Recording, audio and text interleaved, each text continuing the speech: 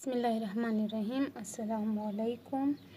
आज learn with नीलम में एक नई वीडियो के साथ वही नर्सरी और प्रेप के जो सिलेबस से रिलेटेड मैं आपसे वीडियो शेयर कर रही हूँ। आज उसमें इस्लामियात नाज़रा के मुतालिक हम जानेंगे कि इस्लामियात में हम किस किस्म का सिलेबस अपने बच्चों को करवा सकते हैं, उनको क्या सिखाना चाहिए, क्या लाज़मी चीज़ें हैं।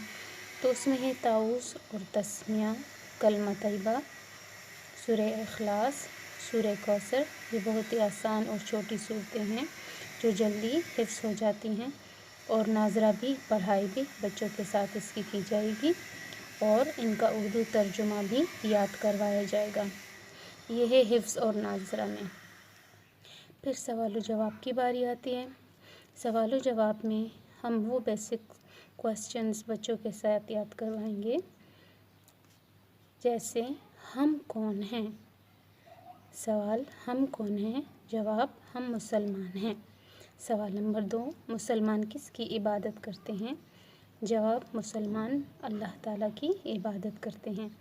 नंबर 3, क्या अल्लाह ताला का कोई शरीक है। जवाब नहीं, अल्लाह ताला का कोई शरीक नहीं है। सवाल नंबर 4, हमारा दीन कौन सा है। जवाब हमारा दीन इस्लाम है। इस तरह के क्वेश्चंस बच्चों को याद करवाएं ताकि उनको पता चले हम कौन हैं, हमें किसने पैदा किया है, हमें अल्लाह ताला ने पैदा किया, अल्लाह ताला कौन है, अल्लाह ताला का कोई शरीक है, हमारा दीन कौन सा है, हमारा दीन इस्लाम है। इस तरह के क्वेश्चन बच्चों को याद करवाने हैं। हर काम शुरू करने से पहले क्या पढ़ना चाहिए। जवाब हर काम शुरू करने से पहले बिस्मिल्लाहिर्रहमानिर्रहीम पढ़नी चाहिए। सवाल नंबर 6, रब्बुल आलमीन कौन है। जवाब रब्बुल आलमीन अल्लाह ताला है। सवाल नंबर 7, अल्लाह ताला के पहले नबी का क्या नाम है। जवाब हज़रत आदम अलैहिस्सलाम। शॉर्ट में सिर्फ नाम भी आप याद करवा सकते हैं, लेकिन अगर पूरा करवा सकते हैं तो वो अच्छी बात है। सवाल नंबर 8, अल्लाह ताला के आखिरी नबी का क्या नाम है। जवाब अल्लाह ताला के आखिरी नबी का नाम हज़रत मोहम्मद सल्लल्लाहु अलैहि वसल्लम है। सवाल नंबर 9, अल्लाह ताला की तरफ से भेजी गई आखिरी किताब कौन सी है। जवाब कुरान पाक। सवाल नंबर 10, छींक आए तो क्या कहना चाहिए।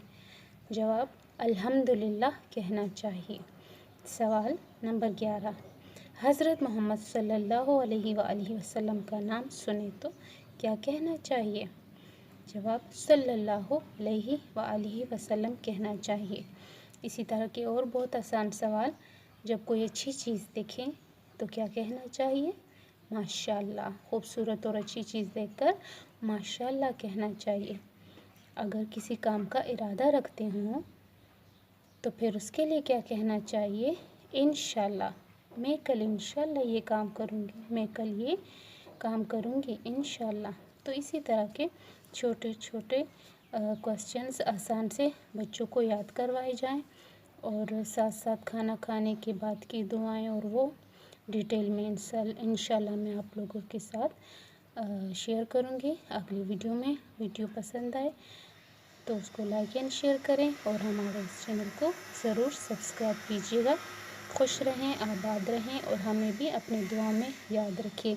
और अगर आपको कोई मशवरा देना हो तो कमेंट बॉक्स में ज़रूर लिख दीजिए। हमें आपकी आरा का इंतज़ार रहेगा। अल्लाह हाफ़िज़।